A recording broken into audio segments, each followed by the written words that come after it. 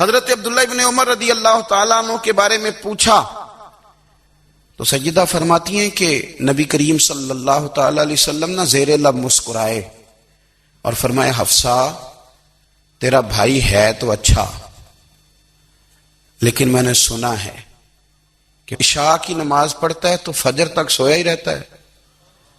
او نوجوانوں، 10 بجے تک سونے کی بات نہیں ہوئی، 9 بجے تک سونے کی بات نہیں ہوئی، 11 بجے اٹھنے کی بات نہیں۔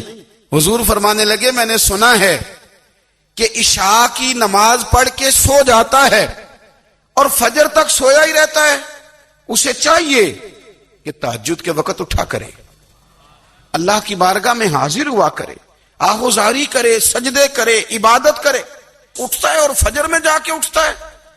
حضرت جناب حفصہ رضی اللہ تعالیٰ عنہ کہتی ہے میں نے جناب عبداللہ ابن عمر کو پیغام دیا اور میں نے کہا میرے جوان بھائی سن، نبی پاک نے فرمایا ہے تو اچھا پر تہجد میں نہیں اٹھتا، نفل نہیں پڑھتا۔ او میری ملت کے جوانوں، مزہ نہیں آ جاتا جب ساری دنیا سوئی ہو، ساری دنیا، اور بستر بھی گرم ہو اور نیند بھی پورا غلبہ کر رہی ہو، اور اچانک گھنٹی بجے دماغ میں، آنکھ کھلے، گھڑی پہ نظر پڑے، 3:30 4 بجے کا پیغام گھڑی بتائے، اور کوئی چڑھتی جوانی والا اٹھ کے وضو کرے، اور جب وہ مصلی کھول کے بچھائے تو مدینے والے محبوب کہتے ہیں کہ ہر نماز پہ رب ثواب دیتا ہے، اور جو اٹھ کے تہجد کی نماز پڑھے اسے دیکھ کے تو رب مسکراتا ہے، جو اس کی شان کے لائق ہے، جو اس کی شان کے لائق، وہ مسکراتا ہے، خوش ہوتا ہے کہ میرا بندہ تہجد میں اٹھ گیا، وہ مسکراتا ہے۔ کاش ہماری صبحیں کبھی اپنے مالک کے نام ہو جائیں، کاش کے صبح۔ حضرت ابو الحسن رحمت اللہ تعالی علیہ حضرت معاذ ابن جبل رضی اللہ تعالیٰ عنہ کے پاس بیٹھا کرتے تھے، فرماتے ہیں ان سے جو پیار بڑھا تو پھر میرا مصلی سے بھی بڑھ گیا۔ تابعی ہیں، فرماتے ہیں صحابی رسول سے محبت ہوئی تو ذکر سے بھی ہو گئی، پھر درود شریف سے بھی ہو گئی، محبت ان سے بڑھی تو پھر اللہ نے مسجد کا پیار بھی بڑھا دیا۔ آپ فرماتے ہیں کہ میری ہر وقت طبیعت چاہتی تھی کہ بس اللہ اللہ کروں، بس اللہ اللہ کروں، بس نہ میں ذرا تھوڑی جان چھڑاؤں لوگوں سے، کوئی 10 منٹ ملے تو میں کچھ 4 نفل پڑھ لوں، میں تھوڑا سا نہ بچوں لوگوں سے، اور مجھے تسبیح ملے تو میں نہ کچھ 400-500 دفعہ استغفار پڑھوں، سبحان اللہ، الحمدللہ، اللہ اکبر، لا حول ولا قوت الا باللہ، میں نہ تسبیحات پڑھوں۔ فرماتے ہیں کہ بچے تھے گھر میں 6-7، غربت تھی، کام ملتا کوئی نہیں تھا، اور میں کام چور نہیں تھا، کام ڈھونڈتا تھا، پر اللہ کی قدرت کے کام نہیں ملتا تھا۔ فرماتے ہیں کہ میں نے ایک دن اپنی اہلیہ سے کہا کہ آج میں پھر جاتا ہوں کام ڈھونڈنے، تو میری بیوی بڑی فرما بردار تھی، پر اس دن نہ غربت کے ہاتھوں تنگ آ کے کہنے لگی آج نانا کوئی تو چیز لے کے آیا، تو مجھ سے بچوں کی بھوک نہیں دیکھی جاتی، یہ سب روگاں دا روگ محمد جس دا نام غریبی، کنڈ بلا کے لنگ جاندے نہیں دوست یار قریبی، آج نہ کچھ لے کے آیا تو میں بچے لے کے میکے چلی جاؤں گی۔ شیخ فرماتے ہیں کہ میں بڑا پریشان گھر سے نکلا، پر میں نے صبح سے لے کے زور تک کام ڈھونڈا، کام ملا کوئی نہیں، تو میرے دل میں خیال آیا چلو کام نہیں ملتا تو اللہ اللہ تو کرے نا، چلو بندوں کی مزدوری نہیں ملتی تو رب کریم کی عبادت ہی کرتے ہیں۔ فرماتے ہیں کہ میں نے نا فرات کے پانی سے وضو کیا، نہر کے، شدید دھوپ تھی، ساتھ ریت تھی اور ریت تپ رہی تھی، میں نے اپنا رومال وہیں مصلی کے طور پر بچھا لیا، اور فرماتے ہیں کہ زور سے لے کر عصر تک نماز پڑھی، دھوپ بھی پورے زور پہ، پر میرے سجدے کا ذوق بھی پورے زور پہ۔ فرماتے ہیں سورج بھی چمک رہا ہے اور رب کی عبادت کا ذوق بھی پورے زور پہ، میں سجدہ کروں تو پھر میرا اٹھانے کو جی نہ چاہے۔ میرے استاد لکھا کرتے تھے، یہ ان کا شعر ہے، وہ کہا کرتے تھے مجھے سوز دے، مجھے ساز دے، اور مجھے نیم شب کا نیاز دے، دم سجدہ خود کو میں توڑ دوں، مجھے ایسا ذوق نماز دے، اور میں تیری بہار کا پھول ہوں، میں کھلا بھی ہوں تو تیرے لیے، مجھے میری شاخ سے توڑ لے، مجھے اپنی زلف کا ناز دے۔ بھائی فرماتے ہیں کہ عصر تک میں نے نفل پڑھے، دن ڈھلنے لگا، عصر کی نماز پڑھی اور میں وہاں سے چلا۔ اب میں جب نکلنے لگا تو دل میں خیال آیا کہ چھوٹی چھوٹی دیواریں ہیں گھر کی، بغیر کچھ لیے جاؤں گا تو بیوی دور سے دیکھے گی تو شور کرے گی کہ پھر خالی ہاتھ آ گیا ہے۔ کہتے میں نے اپنے اسی رومال میں جس پہ میں نے نماز پڑھی تھی نا، رومال میں کی آخی دے پنجابی جو صافہ کہتے ہیں، اسی میں نا میں نے کچھ ریت بھر لی کہ وہ دور سے دیکھے گی تو سمجھے گی کچھ لے کے آیا ہے، چلو جا کے اسے بتا دوں گا کہ آج پھر مزدوری نہیں ملی۔ کہتے ہیں وہ ریت لے کر جب میں گھر میں گیا تو پہلے بیوی دروازے پہ کھڑی ہوتی تھی، پوچھتی تھی خالی ہاتھ آ گئے ہو؟ آج میں نے دیکھا تو ہے ہی کوئی نہیں۔ فرماتے ہیں میں اندر داخل ہوا، سلام لیے، کونے میں میں نے وہ رومال رکھ دیا اور میں نے آواز دی کہ بھلی مانس کہاں ہو؟ تو وہ کہنے لگی آپ منہ ہاتھ دھو لیں، میں روٹی لے کے آئی۔ میں نے کہا روٹی کہاں سے آ گئی؟ یہاں تو کئی دنوں کے فاقے، تو کئی دنوں کی غربت ہے، یہاں تو اس گھر میں تو فقیری ہے۔ فرماتے ہیں کہ وہ روٹی لے کے آئی اور اس وقت کی جو موجودہ نعمتیں تھیں، سمجھ لیں سلاد، اچار، ہر چیز ساتھ لائی۔ میں نے کہا کہ بچے کہاں گئے؟ کہنے لگی وہ کھانا کھا کے کھیلنے گئے، آپ کھانا کھا لیں آ جاتے ہیں۔ کھانا اس نے چن دیا۔ میں نے حیرت انگیز لہجے میں ساری نعمتیں اپنے دسترخوان پہ دیکھ کر کے بیوی سے پوچھا یہ کہاں سے آیا کھانا؟ بچوں کو تو نے کہاں سے کھانا کھلایا؟ یہ سارا کچھ کیسا ہے؟ تو کہنے لگی پتہ نہیں آج آپ کس کریم کی مزدوری کرنے چلے گئے تھے، پتہ نہیں کس کریم کی، میرے گھر میں تو اتنی نعمتیں آئی ہیں کہ مجھ سے سنبھالی نہیں جا رہی، اتنا اناج ہے، اتنا گندم ہے، کس کریم کے دروازے آج چلے گئے تھے؟ یہ کہتے کہتے وہ اٹھی اور اٹھ کر کے کہنے لگی پہلے بڑا کچھ آیا تھا، اب کیا لے آئے ہو؟ اور جا کر کے نا اس نے وہ ریت والا رومال کھولا، کہنے لگے میں تو لے کے آیا تھا ریت، تو میرے رب نے اسے بھی سونے اور ہیرے بنا دیا تھا۔ جب آپ کی توجہ اللہ کی جانب، میرے نبی پاک صلی اللہ تعالی علیہ وسلم نے فرمایا ہر چیز اپنے رب سے مانگ، ہر چیز مانگ، ہر چیز مانگ۔ یا رسول اللہ کیا کچھ؟ میرے محبوب نے فرمایا تیرے گھر میں نمک بھی ختم ہو جائے تو وہ بھی اپنے رب سے مانگا کر۔ معاذ اللہ یہ غلط ڈائریکشن پہ تو چڑھ گیا، لیکن ایسا نہیں ہے کہ کوئی بندہ دنیا میں آیا ہو اور کسی کی اس نے عبادت نہ کی ہو۔ اس لیے کہ اللہ تبارک و تعالی نے جس طرح ہمارے جسم میں کھانے کی طلب رکھی ہے، پینے کی طلب رکھی ہے، سونے کی طلب رکھی ہے، اسی طرح اللہ تعالیٰ نے عبادت کے لیے طلب رکھی ہے جسم میں۔ یہ تو ہوا کہ انسان گمراہ ہو گیا، غلط رستوں پہ چل نکلا، اس نے جھوٹے معبودوں کی طرف معاذ اللہ توجہ کر لی، لیکن وہ کسی نہ کسی کے سامنے جھکتا رہا، چونکہ اس کے وجود میں طلب تھی، شوق تھا اسے کہ وہ عبادت کرے۔ اللہ تبارک و تعالی جب مسلمان کو توفیق دے اور اللہ کی بارگاہ کی جانب وہ رجوع کرے تو پھر اس کا رویہ یہ ہونا چاہیے کہ اس کی توجہ ہو اللہ کی جانب۔ ہمارے ہاں تسبیحات پڑھ لی جاتی ہیں اگر کبھی موقع ملے، لیکن وہ خاص انہماک، وہ خاص شوق، وہ خاص ذوق اللہ تبارک و تعالیٰ کی عبادت کا، ایک ہوتا ہے نماز پڑھنا، ایک ہوتا ہے اہتمام کے ساتھ نماز پڑھنا، یعنی ذرا وقت پہ اٹھنا، ذرا صحیح کر کے وضو کرنا، ذرا شوق سے مصلی بچھانا۔ ایک ہوتا ہے تسبیح پڑھ لینا اور ایک ہوتا ہے ذرا تھوڑا سا نا شوق کے ساتھ اللہ کو یاد کرنا۔ آپ کبھی جو میں نے آیہ کریمہ پڑھی اس کی آپ شان نزول دیکھیں، نبی کریم صلی اللہ تعالی علیہ وسلم کے نا کچھ صحابہ اللہ کی محبت کے شوق میں حضور کی بارگاہ میں حاضر ہوئے اور انہوں نے آ کے عرض پتہ کیا کیا؟ عرض کرنے لگے یا رسول اللہ صلی اللہ تعالی علیہ وسلم سالوں بیت گئے ہیں سجدے کرتے ہوئے، حضور سالوں بیت گئے ہیں تسبیح پڑھتے ہوئے، سالوں بیت گئے کہتے ہوئے کہ سبحان اللہ وہ پاک ہے، ہمیں سالوں بیت گئے یہ کہتے ہوئے کہ اللہ اکبر وہی سب سے بڑا ہے، سالوں بیت گئے کہتے ہوئے کہ الحمدللہ ساری تعریفیں اللہ کے لیے، سالوں بیت گئے اس کی تسبیح کرتے، تحلیل کرتے، تکبیر کہتے، حضور اب نہ ہمارا اپنے رب سے ملنے کو جی چاہتا ہے، کبھی اے حقیقت منتظر نظر آ نہ لباس مجاز میں، لاکھوں سجدے تڑپ رہے ہیں میری جبین نیاز میں۔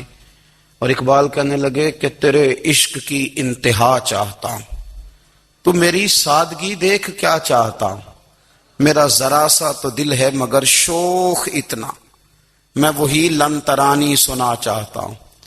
میرا بھی دل کرتا ہے کہ اللہ میں تجھے کہوں میں تجھے دیکھنا چاہتا ہوں، جس طرح حضرت موسیٰ کلیم علیہ السلام نے کہا تھا، اور تو مجھے کہے کہ لن ترانی تو نہیں دیکھ سکتا، ذرا سا تو دل ہے مگر شوخ اتنا، میں بھی وہی لن ترانی سنا چاہتا ہوں۔ پھر کہنے لگے بھری بزم میں راز کی بات کہہ دی، بڑا بے ادب ہوں سزا چاہتا ہوں۔ دیکھو سب لوگوں کے بیچ ہی میں نے یہ کہہ دیا۔ میرے عزیز صحابہ نا شوق میں، کتنے سارے لوگ ہیں آپ، کتنی ماشاءاللہ بڑی تعداد میں آپ آئے، ہم بھی کبھی اس شوق میں گئے ہیں کہ ہمارے رب کو دیکھنے کو دل چاہتا ہے، ہمارا جی چاہے وہ کبھی ہمیں ملے، ہم کبھی اس کی زیارت کریں، اس کی بارگاہ کرم میں ہم حاضر ہوں۔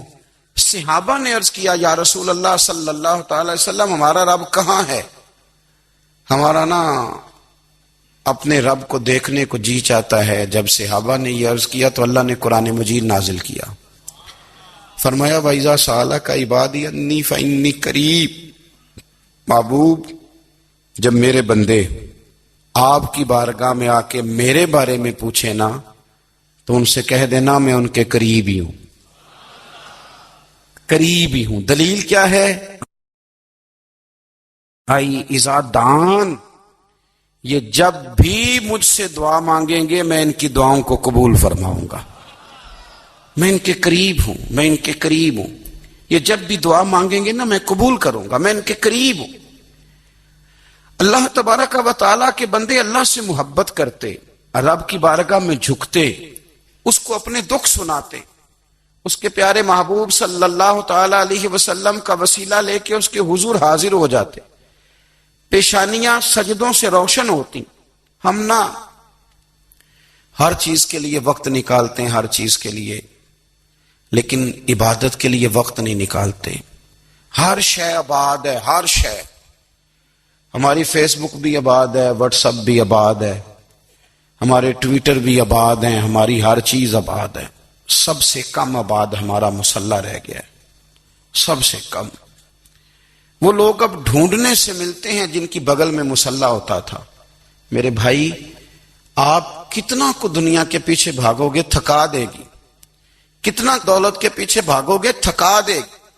آپ جب اپنی زندگی میں جمع تفریق کرو گے نا تو مرتے وقت احساس ہوگا کہ سارا کچھ تو لوگوں کے لیے کیا، اپنے لیے تو کر ہی کچھ نہیں سکے۔ اور ہم عبادت کے معاملے میں بہانے بازی بھی کرتے ہیں، ہم کہتے ہیں اوہو رزق کمانا بھی تو عبادت ہی ہے نا، تو میں حلال روزی کے لیے جا رہا ہوں، یہ بھی تو عبادت ہے نا۔ میری طرح کے لوگ کہہ دیتے ہیں کہ میں سویرے اٹھ کے مدرسے میں کچھ اسباق دیکھتا ہوں تو یہ بھی تو عبادت ہے، میں بیان کرنے کے لیے مطالعہ کرتا ہوں تو یہ بھی تو عبادت ہے نا، اتنے لمبے سفر کر کے ملک میں دنیا میں گھومتا ہوں تو یہ بھی تو میں عبادت ہی کر رہا ہوں۔ اب اسپیشل نفلوں کے لیے وقت کس نہ نکلے، اسپیشل کر کے تسبیح میں کیسے چلاؤں، میں سارا کچھ ہم بہانے بنا لیتے ہیں نا۔ میرا سوال یہ ہے کہ یہ ساری باتیں صحابہ کو، نبی کریم کو، دیگر لوگوں کو بھی تو پتہ تھی نا، لیکن آپ غور تو کریں 23 سال حضور کو وقت ملا، مختصر وقت ظاہراً تبلیغ کرنے کے لیے، پوری دنیا میں دین بھی پھیلانا ہے۔ گھر میں 11 ازواج ہے، 4 بیٹیاں ہیں، ان کی اولادیں، سارے کام کاج بھی دیکھنے ہیں، لیکن سیدہ طیبہ طاہرہ حضرت عائشہ صدیقہ رضی اللہ تعالیٰ عنہ فرماتی ہیں سارا دن تبلیغ کرتے، ہر غلام کے دکھ سنتے، گھر میں آتے تو اپنے گھر والوں کا خیال کرتے، کام میں ہمارا ہاتھ بٹاتے۔ قربان جاؤں، کہتی ہیں زمانہ سارا سو جاتا لیکن آمنہ کے لال مصلی بچھا لیتے۔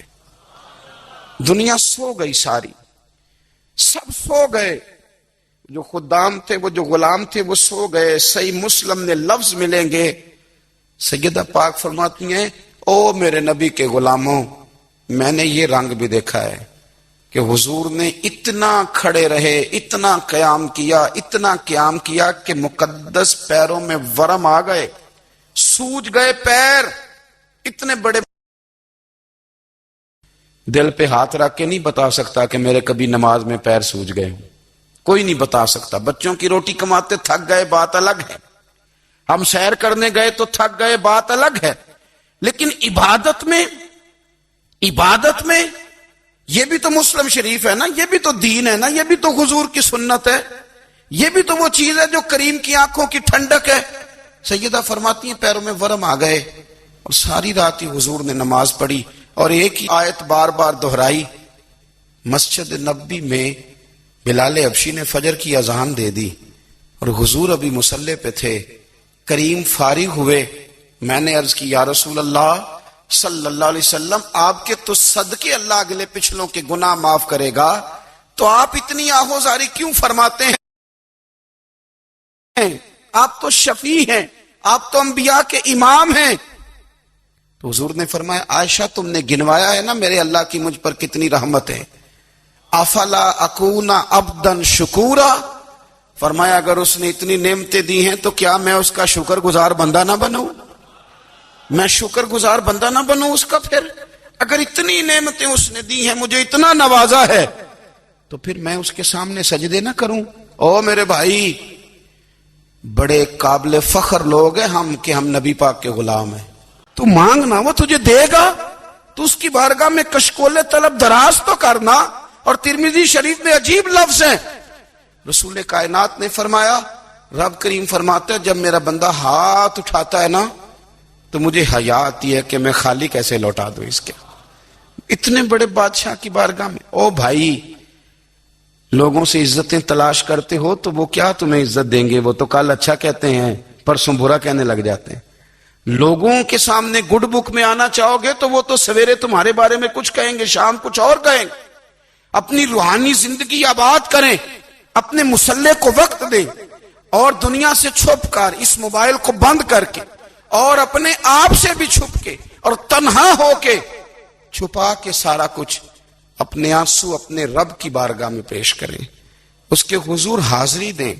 سنو نا ترمذی کی حدیث، اور اسے یاد رکھنا، نبی پاک علیہ السلام نے فرمایا اپنے دکھ لوگوں کے سامنے نہ بیان کرنا، سیٹھوں نوابوں کو نہ بتاتے پھرنا، دنیا داروں کے سامنے جا کے نہ رونا کہ میں تکلیف میں ہوں۔ فرمایا اگر دنیا داروں کو دکھ بتاؤ گے رب تمہیں کبھی غنی نہیں کرے گا، اور لوگ ہیں کہ الٹا مذاق اڑائیں گے۔ آپ کی جس سے بڑی پکی یاری ہے نا، پکی، وہ تب تک پکی ہے جب تک آپ نے 50,000 مانگا نہیں، اور جس وقت آپ نے کہہ دیا کہ میں مجبور ہوں میری مدد کر، تو پھر ختم ہو گئی دوستی۔ لوگوں کے تعلقات آپ کے ساتھ تب تک ہیں جب تک آپ ان سے کوئی ضرورت وابستہ نہیں کرتے۔ کریم ابو فرمانے لگے بندوں کے سامنے دکھ نہ بیان کرنا، اللہ تجھے کبھی غنی نہیں کرے گا۔ تو اپنے دکھ اپنے رب کو بتا، تو دعائیں مانگ، تو اس کی بارگاہ میں حاضر ہو، تو اس کے حضور عرض کر۔ فرمایا اپنے دکھ اپنے رب کو بتا، وہ جلدی کرے یا دیر سے کرے تجھے ساری دنیا سے بے نیاز کر دے گا، تجھے کسی کا محتاج نہیں رہنے دے گا۔ اپنے مصلی کو، اپنی دعاؤں، ایک بزرگ فرماتے ہیں میں نے دعا مانگنے کا طریقہ اپنی بیوی سے سیکھا۔ دعا مانگنے کا طریقہ اپنی، سیکھنے والے تو اپنے بچوں سے بھی سیکھ لیتے ہیں، سیکھنے والے تو ہر ایک سے سیکھتے ہیں۔ وہ کہتے ہیں میں نے دعا مانگنے کا سلیقہ اپنی بیوی سے سیکھا ہے۔ حضرت وہ کس طرح؟ فرمانے لگے میری بیوی نے نا مجھے کوئی کام بتایا، کچھ پیسوں کی ضرورت کے لیے کہا، تو میں نے اسے کہا کہ بھئی ابھی میرے پاس نہیں ہے، کچھ دنوں میں آتے ہیں تو میں دے دوں گا۔ عورتوں کی عادت ہوتی ہے وہ بار بار یاد کراتی ہیں، 2-4 دنوں کے بعد پھر اس نے کہا حضرت وہ میں نے کہا تھا کچھ پیسے، میں نے اسے کہا کہ ابھی میرے پاس نہیں ہے، کچھ دنوں میں ملتے ہیں تو میں تمہیں دے دوں گا۔ اس نے کچھ دنوں کے بعد پھر کہا حضور وہ میں نے کچھ پیسے کہے تھے۔ فرماتے میں نے ڈانٹ دیا، میں نے کہا کہ کیا تو روز مجھے شرمندہ کرتی ہے، کہا نا میرے پاس نہیں ہے، ہوں گے تو دے دوں گا، تو روز یاد کراتی ہے۔ فرماتے ہیں اس نے پہلے تو میری ڈانٹ کو سہا، پھر میرے سخت جملوں نے اس کی آنکھوں میں آنسو پیدا کر دیے، پھر اس نے اپنے آنچل میں اپنے اس دکھ کو سمیٹا، اور پھر اس نے ایک جملہ کہا تو میں رو پڑا، اور مجھے اپنے رب سے مانگنے کا طریقہ آ گیا۔ مجھے کہنے لگی حضرت جی آپ نے ڈانٹ دیا میں نے سہ لیا، پر آپ ہی میرے شوہر ہیں، بتائیں نا آپ سے نہ کہوں تو میں کس سے جا کے کہوں؟ فرماتے ہیں میں رو پڑا اور میں کھل کے رویا اور میں تڑپ کے رویا اور پھر میری سسکیاں بند گئیں. تو مجھے کہنے لگی آپ کو کیا ہوا؟ میں نے کہا مجھے بھی دعا مانگنی آ گئی ہے. جب میں اسے کہوں گا نا اللہ تو ہی میرا رب ہے، میں تجھ سے نہ کہوں تو میں کس سے جا کے کہوں؟ میں کیوں کسی بندے سے سوال کروں؟ میں کیوں کسی دنیا دار سے کہوں؟ میں تیرے بندوں کا، نیک بندوں کا وسیلہ لے کے، تیرے محبوب کی غلامی لے کے تیری بارگاہ میں آیا، تجھ سے نہ مانگوں تو کس سے مانگوں؟ سمجھ آ گئی ہے جب میں اس رنگ میں مانگوں گا تو پھر رب میرے اوپر بڑا ہی فضل فرمائے گا، وہ میرے اوپر بڑی رحمت کرے گا، وہ میرے لیے آسانیاں کرے. عزیز دوستو، ہم اس طرح کرنے لگ گئے ہیں کہ ہم نے نا اپنے تعلقات پر اعتماد کرنا شروع کر دیا ہے. میرے تعلقات بہت ہیں. ہم نے اپنی دولت پر اعتماد کرنا شروع کر دیا ہے. میرے پاس دولت بہت ہے. ہم نے اپنے علم پر، اپنی شہرت پر اعتماد کرنا شروع کر دیا ہے کہ میرے پاس فلاں چیز بہت ہے. یاد رکھنا، جب بے نیاز اپنی صفت بے نیازی دکھاتا ہے تو بڑی بڑی دولتوں والے مجبور نظر آتے ہیں. بھائیو، جب انسان کا رشتہ اپنے مالک کے ساتھ ہوتا ہے پھر تو غم بھی کچھ نہیں کہتے، پریشانیاں بھی کچھ نہیں کہتی، پھر تو زندگی صبر والی، پھر تو زندگی توکل والی، پھر تو زندگی بھروسے والی. پھر انسان اپنے آپ کو رسوا نہیں کرتا. دنیا داروں سے امیدیں اس کی ختم ہو جاتی، امیدیں اللہ رسول سے لگا لیتا ہے، مضبوط ہو جاتا ہے، مضبوط، طاقتور ہو جاتا ہے، خوددار ہو جاتا ہے، باوقار باعزت ہو جاتا ہے. حضرت بہلول دانا رحمت اللہ علیہ بیٹھے تھے تو ہارون رشید حج کر کے آ رہا تھا. تو رستے میں حضرت شیخ سے ملاقات ہو گئی تو السلام علیکم کے بعد کہنے لگا حضور کوئی حکم ہو تو بتائیے گا. تو حضرت بہلول دانا فرمانے لگے تیرا رب کون ہے؟ اس نے کہا اللہ. تو فرمایا میرا کون ہے؟ کہا اللہ. فرمانے لگے تو بڑا ہی بیوقوف ہے، کیا تو یہ سمجھتا ہے کہ رب ہارون رشید کو تو دے گا اور بہلول دانا کو بھول جائے گا؟ تیرا بھی وہی رب ہے، میرا بھی وہی رب ہے. اس نے اگر تجھے دے کے آزمایا ہے تو ہو سکتا ہے مجھے نہ دے کے آزما رہا ہو.